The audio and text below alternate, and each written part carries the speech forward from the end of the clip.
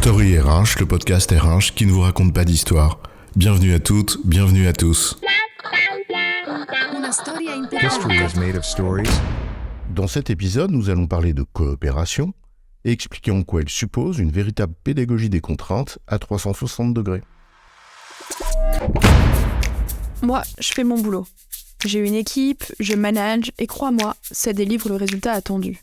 Je vais te dire, c'est pas compliqué. Tu me dis ce qu'il y a à faire, un bon objectif SMART et on se met en ordre de marche. Tout le monde bien aligné dans mon équipe et hop, on délivre. Oui, mais est-ce que tu le délivres dans des conditions favorables pour les autres ?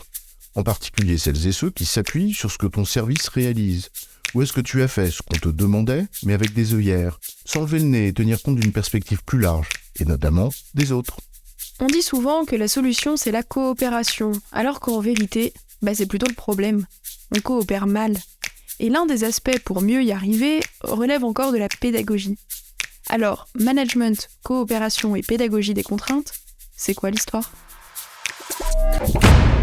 Manager une équipe exige en effet une grosse dose de pédagogie. Celle du projet d'entreprise, de la stratégie qu'elle met en œuvre pour le réussir, celle de la contribution de l'équipe à ce dispositif global, et enfin jusqu'à celle des personnes, c'est-à-dire la délégation de responsabilité. Mais c'est aussi expliquer les contraintes auxquelles on est confronté, à commencer par celles du réel, car elles sont rarement conformes à ce que l'on avait planifié, et elles légitiment les décisions que l'on prend. Sur un plan managérial, on comprend aisément l'histoire. C'est au fond une bonne partie du sens que les collaborateurs appellent de leur vœu, comprendre pourquoi on fait les choses. On le sait, la grande mécanique des modèles d'organisation a besoin d'être ajustée à la réalité des situations. Et cette réalité, les collaborateurs la connaissent bien. Ils la vivent au quotidien.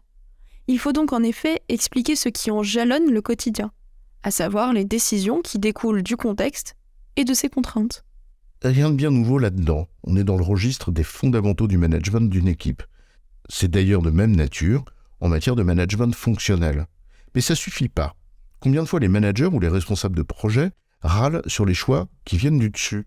Le manager aussi peut être victime d'un déficit de pédagogie de la part de ses donneurs d'ordre. Et là, soit on attend et on subit, ou alors on est proactif. Donc s'il faut expliquer les contraintes du contexte aux équipes, il faut aussi expliquer les contraintes du réel à celles et ceux qui sont au-dessus. Alors, parfois ça change pas grand-chose, c'est vrai. Quand ils estiment ne pas avoir le choix et qu'ils n'en tiennent pas compte, ou qu'ils ne veulent pas en tenir compte, dans le registre ça passe ou ça casse. Mais parfois, la strate du dessus est simplement déconnectée de la réalité des opérations, où on n'en a qu'une vision très parcellaire, un peu hors sol. Ça sert au moins à ça. Il faut donc expliquer les contraintes du contexte plus général vers le bas, et celles du réel vers le haut. Ah, le monde d'en bas et celui d'en haut.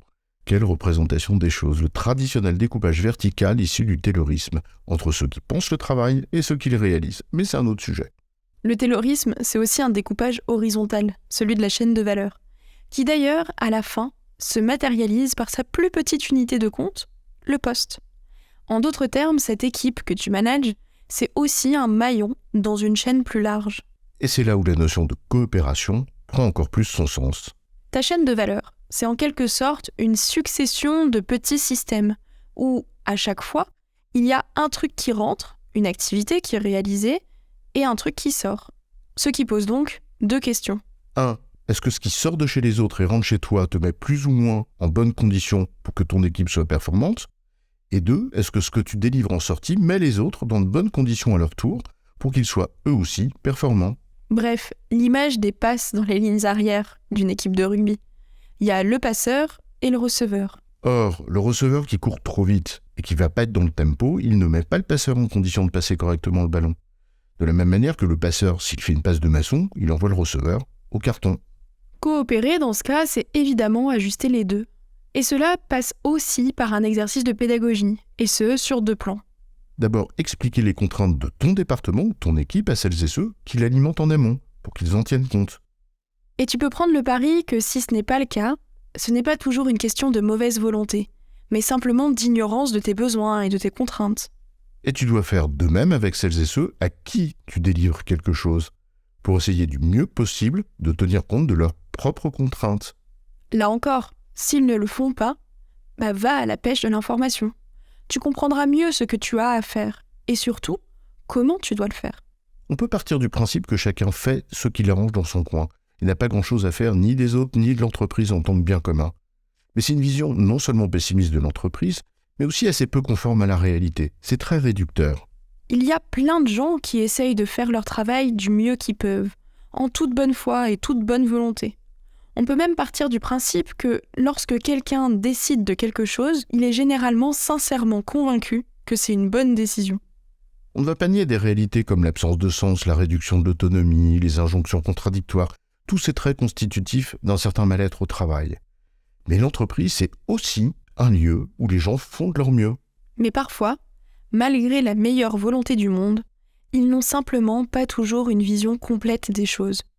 Il faut donc la leur donner, ou aller la chercher, car nous sommes tous interdépendants. En résumé, expliquer ses contraintes et comprendre celles des autres, c'est une dimension clé de la coopération. Il s'agit d'un exercice à 360 degrés, tant avec ses équipes qu'auprès de sa hiérarchie, mais aussi avec tous les services avec lesquels on travaille en interdépendance. J'ai bon, chef ? Oui, tu as bon, mais on va pas en faire toute une histoire.